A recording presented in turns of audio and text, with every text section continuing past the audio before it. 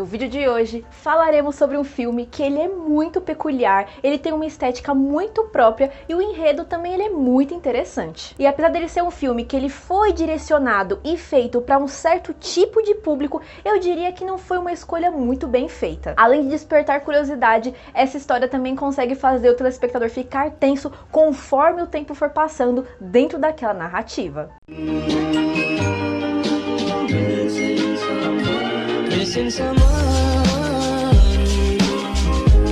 Olá, eu sou a Bianca Max, aqui do Vídeo Insônia, e aqui no meu canal eu gosto de falar sobre filmes e às vezes sobre jogos bem peculiares. Eu gosto de falar sobre planos de cor, narrativa, enquadramento e tudo mais. E se você gostou, já deixa o gostei aqui embaixo, se inscreva e ative o sininho para as notificações, porque isso ajuda muito no crescimento do canal. Só dois tipos de pessoas usam quadriculado durante o ano, pessoas que gostam de festa junina e emos.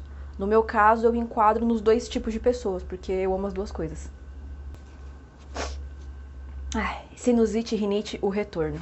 9 A Salvação é um longa estadunidense de animação, ficção científica e fantasia lançado em 2009, em que foi dirigido pelo Shane Acker, responsável apenas por esse filme. Ele também fez outro projeto que eu vou falar mais pra frente no vídeo. Desculpa que decepcionar vocês, mas eu não tenho culpa do cara simplesmente ele sumir do cenário cinematográfico. E antes de mais nada que eu fale sobre qualquer coisa desse filme, eu vou me referir às criaturas como estopinhas. Elas não são feitas de estopa nem nada do tipo, elas são feitas de pano, só que eu chamo de estopinha porque eu acho muito fofinho. Tudo começa dentro de uma oficina que parece meio também que um laboratório particular, em que acompanhamos o 9, que ele é interpretado pelo Elijah Wood e dublado pelo Wagner Fagundes. Ele acorda e nota um silêncio em sua volta e ao chegar na janela mais próxima percebe que está em uma cidade totalmente devastada e avista outra criatura como ele. No entanto, na tentativa de chamá-lo, percebe que não tem voz. 9 acaba pegando um talismã que estava junto dele quando ele acordou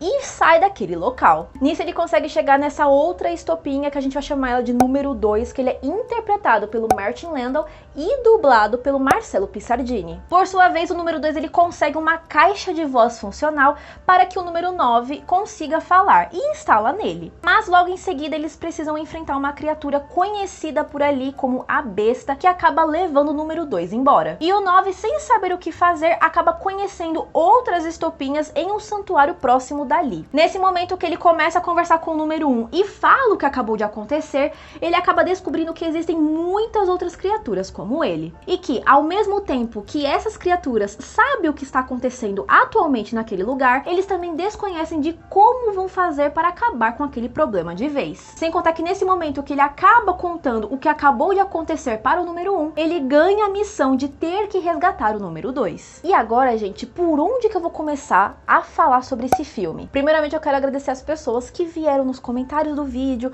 ou lá no meu Instagram e ficaram falando para eu falar desse filme, porque eu tinha me esquecido completamente dele, mas é claro que, né, tem uma história por trás. E digo isso porque eu fui uma criança, assim, de uma infância humilde, como a maioria de nós, e o que aconteceu? Eu, né, uma bela cinéfila, comecei o meu hobby a partir de comprar DVDs em barraquinhas. E um belo dia eu tinha ganhado o filme de hoje, e aí eu comecei a assistir toda feliz, porque eu amo toda essa estética obscura desde que eu sou pequenininha. Só que aí, nos 30 minutos finais do filme, o DVD, ele simplesmente travava. Então, eu ficava naquela coisa de tentar pular pra frente e voltar, que é um truque clássico pra quem tinha DVD físico na época. Só que aí eu acabei só aceitando e aí eu nunca vi o final do filme. Mas agora que eu assisti, eu posso dizer pra vocês que se eu já gostava antigamente, hoje em dia eu tenho a plena certeza que eu amo demais. Principalmente porque toda vez que eu vejo aquelas criaturinhas assim, lá no enquadramento, eu tenho vontade de apertar assim, ou colocar num potinho, ter pra mim, porque eu acho eles muito fofinhos. Ai, gente, eu acho tão bonitinho. Eu sei que a Jennifer Connelly, que ela tá também dublando no filme, que é a número 7,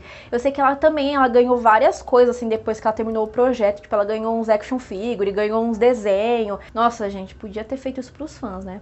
Nossa, eu super gostaria. Outro ponto que me cativa muito nesse filme é a sua abertura, em que apesar de lembrar de relance o que vemos em Coraline e o Mundo Secreto de 2009, eu diria que se assemelha mais com Toy Story 2 de 1999. Porque assim como o filme de hoje, ele também é voltado a contar a história de um boneco, que vemos ele ser feito nos mínimos dos mínimos detalhes. Aquela parte bem satisfatória como acontece com o Woody para ser comercializado pelo colecionador futuramente. E E antes que eu fale sobre qualquer coisa dentro desse filme, a gente precisa lembrar de um único detalhe que isso vai fazer muito sentido e mudar a nossa visão sobre o filme. Porque apesar do filme de hoje ter sido dirigido pelo Shane Acker, ele foi produzido pelo Tim Burton. E cá pra nós, se alguém chegasse em mim e falasse: nossa, Nova Salvação é dirigido pelo Tim Burton, eu acreditaria muito fácil. Porque arrisco dizer que ele não só produziu, como meteu o dedo, a mão e o braço inteiro na estética, influenciando bastante no filme. O que eu não acho muito ruim, mas é que acaba virando aquela crença popular falsa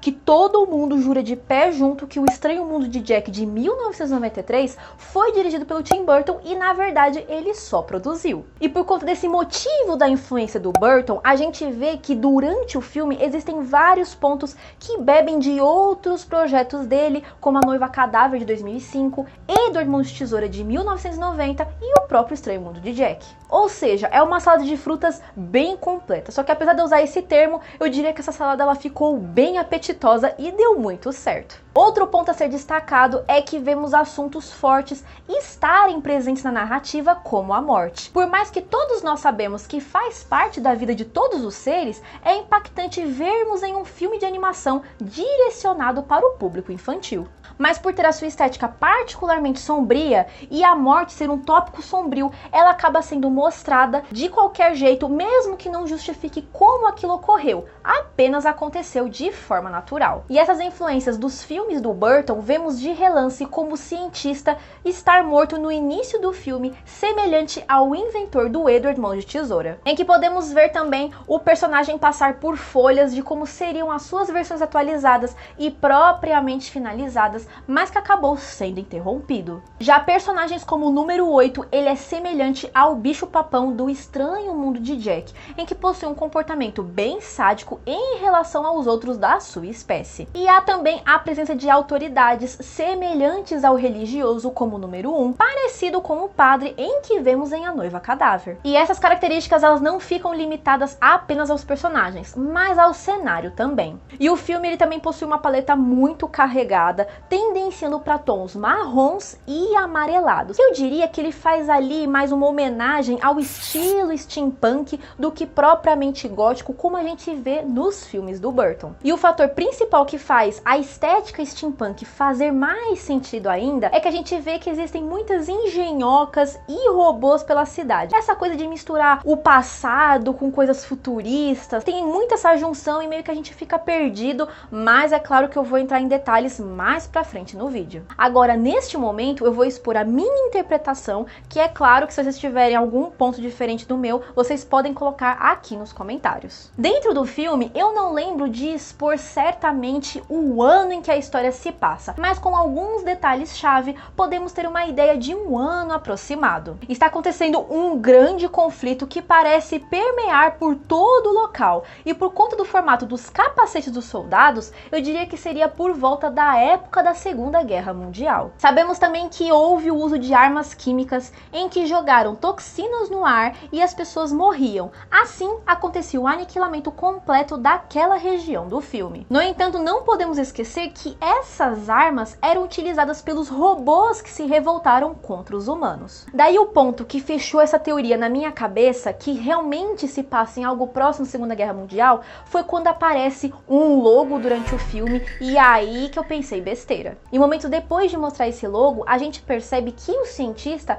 ele estava trabalhando, tendo que cooperar com um chanceler por ali. E aí, eu nem preciso dizer muita coisa. Um local que está sob uma ditadura, com um chanceler todo trajadinho de militar e o logo do partido em vermelho, branco e preto. Vocês sabem, não se façam de sonsos, que isso é uma referência clara ao nazismo. E ainda por cima, se for para analisar entre as estopinhas, vemos que o número 6 é totalmente listradinho. Referência clara à roupa que os judeus e outras minorias precisavam usar dentro dos campos de concentração. Até que agora ficou claro por que as pessoas estavam pedindo tanto pra eu falar sobre esse filme no canal. É que vocês queriam ver minha reação, né? Vocês sabiam que eu ia ficar chocada. E claro, por conta de os robôs se revoltarem contra os humanos, o cientista foi culpado pelo chanceler de traição. E aí a gente vai entrar na segunda parte da compreensão do filme. Já Já que o cientista viu que tudo estava indo para as cucuias, ele seguiu alguns estudos sobre transmutação de corpo, em que ele transformava pedaços da sua alma em cada bonequinho de estopa que conhecemos. Lembrando que eles possuem diferença de idade, em que o número 1 claramente é o mais velho em comparação ao 9. E isso fica claro a partir dos flashbacks e das anotações do livro, em que os gêmeos 3 e 4 mostram ao número 9. Ou seja, eu diria que as estopinhas são sentimentos isolados ou sentimentos na sua mais pura forma. Por isso, um é completamente ranzinza, outro é completamente curioso e outro é corajoso. Pelas estopinhas serem sentimentos, elas não possuem memórias, nenhum fragmento disso, por isso que elas não lembravam de onde elas tinham vindo. Claro, um avião vai entrar dentro da minha casa. Todos os aviões de São Paulo resolveram passar em cima da minha casa hoje enquanto tô gravando. É impressionante. 9 A Salvação possui muitas referências e elas mudam muito a nossa percepção sobre o filme quando a gente sabe os seus significados. O título, por exemplo, ele é como é e não é por acaso. Isso porque quando pensamos na numerologia, sabemos que o número 9 indica alguém que já viveu todas as experiências dos números 1 a 8. É o número que consegue representar o amor puro, ensinando a si e a outros lições e virtudes adquiridas. Por isso vemos o 9 se comportar desse jeitinho dele. E por isso também ele é tido como a chave para a solução do problema, principalmente na visão do cientista. Sem contar que quando o filme de hoje ele foi lançado, a sua data de estreia foi 9/9/2009. E dentro do filme mesmo, a gente sempre vê uma igreja ali que tem gente assim que acha que ela parece muito com Notre Dame, e ela tem um relógio, e esse relógio também tá marcando 9h09. A morte é um assunto muito recorrente dentro do filme, como eu havia citado anteriormente para vocês, e quando ela acontece, eu sempre sinto um aperto no coração, eu me sinto muito mal, eu sinto dor que não existe, eu fico muito triste pelas estopinhas. E por conta desse mesmo fator, 9 A Salvação teve a sua classificação indicativa um pouco alta, ainda mais que era um filme direcionado ao público infanto-juvenil, podendo oscilar entre idade recomendada de 12 a 15 anos, dependendo do país. Inclusive, na cena em que presenciamos o funeral do número 2, vemos que eles colocam o corpo dele em uma superfície que boia e uma moeda em cima da sua cabeça. Esse ato ele é muito comum em diversas crenças e culturas em que coloca-se moedas nos olhos da pessoa que morreu. Ou como acontece na minha família, a gente coloca uma moeda do ano correspondente a que aquela pessoa nasceu na sua mão, porque a gente acredita que ela vai passar pelo rio Stygia e vai precisar dela. A escolha do ator responsável em dar a voz ao cientista foi o Alan Oppenheimer, e como ele tem o mesmo sobrenome do J. Robert Oppenheimer, o pai da bomba atômica, eles acharam que seria uma referência muito interessante. A ideia do filme de hoje, ela originou a partir de um curta-metragem que lançou no ano de 2005, em que tinha o mesmo nome. Em que conseguimos ver durante os 10 minutos de duração, muita coisa que foi reaproveitada na adaptação para o filme. O curta, ele lembra bastante do início, em que é totalmente mudo até chegar o momento em que 9 consegue sua voz. Curiosamente, 9 A Salvação conta com uma versão russa em que não é uma cópia, é uma versão oficial. Porém, além de ter um pôster totalmente diferente, muitos aspectos dos personagens foram alterados, mudando por sua vez a história do filme, apesar de continuar o mesmo visual. Certos sons foram removidos ou alterados por estarem em segundo plano enquanto o diálogo era dito em russo. E isso influenciou na trilha sonora também, que foi adicionada em momentos diferentes à versão estadunidense. Eu queria muito que 9 A Salvação tivesse uma sequência. Sobre o que eles falariam?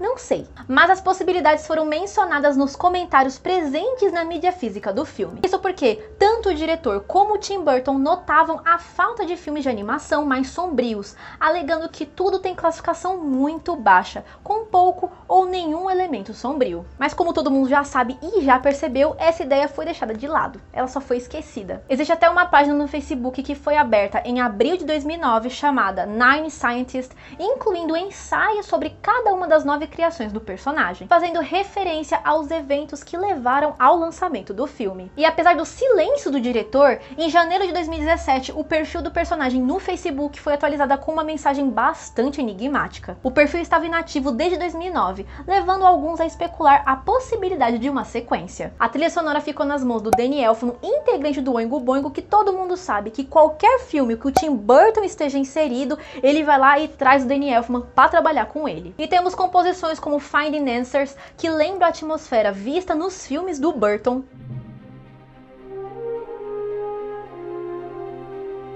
Há também canções clássicas como Over the Rainbow, da Judy Garland.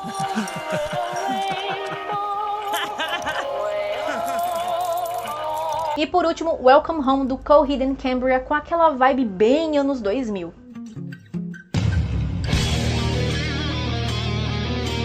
Por mais que o filme de hoje participou de alguns festivais, infelizmente ele não ganhou prêmio nenhum. E pra gente não deixar essa parte em branco, eu vou complementar dizendo pra você que quando eu assisti esse filme, eu senti uma vibe muito CGI de videogame. Porque quem é da minha época sabe que antigamente era assim, lançava filme, lançava jogo sobre o filme, lançava outro filme e lançava outro jogo sobre o filme. Era basicamente você jogava a história do filme. Era muito divertido. Seria um jogo muito interessante. Pensem comigo, um jogo meio plataforma, com elementos de ação, aventura assim, né, que tem combate, meu, ia ser muito da hora. Que pena. Mas foi nesse momento que eu descobri que chegou a ter um jogo intitulado como Nine The Mobile Game, que lançou para iPhone e iPod Touch. Como vocês podem ver, ele é um jogo muito fofinho, eu senti uma vibe meio Game Boy Advance ou Nintendo DS. Eu jogaria fácil, achei muito fofinho e muito criativo. Claro que eu ainda não entendi a pira dos russos com o filme de hoje, mas eles tiveram um jogo oficial totalmente em russo, educativo com a temática do filme, chamado Nine Count and Play, exclusivo para PC, envolvendo palavras cruzadas, quebra-cabeças e atividades para colorir. E o filme que indicarei hoje é A Última Esperança da Terra, um longa estadunidense de ficção científica e suspense lançado em 1971, em que foi dirigido pelo Boris Sagal, responsável também por Esquadrão de Mosquitos de 1969 e Louco por Garotas de 1965. Eu lembrei da indicação de hoje porque o filme de hoje ele fala sobre uma narrativa bem apocalíptica e silenciosa e um tanto quanto solitária. Além disso, temos um protagonista que ele pode ser visto como uma esperança naquele lugar. E é claro que esse mesmo personagem da indicação de hoje é muito semelhante ao filme de hoje, porque ele também acaba sendo perseguido por criaturas que ele desconhece da origem delas. O início de uma guerra com armas biológicas faz com que o planeta fique próximo da aniquilação. O médico Robert Neville, que havia tomado uma vacina experimental, é o único a sobreviver. Comandados por um ex-jornalista de televisão, mutantes sensíveis à luz, vítimas do desenvolvimento da ciência e da tecnologia, caçam o último homem normal na Terra. E você já assistiu ou já ouviu falar sobre Nove a Salvação? Me deixa aqui embaixo nos comentários. Você também pode me dar alguma dica de algum filme ou algum jogo que eu posso trazer aqui pro canal e contar mais detalhes como vocês já estão acostumados. E se você gostou, já deixa o gostei aqui embaixo, se inscreva e ative o sininho para as notificações, porque isso ajuda muito no crescimento do canal. E a gente se vê no próximo vídeo. Beijinhos!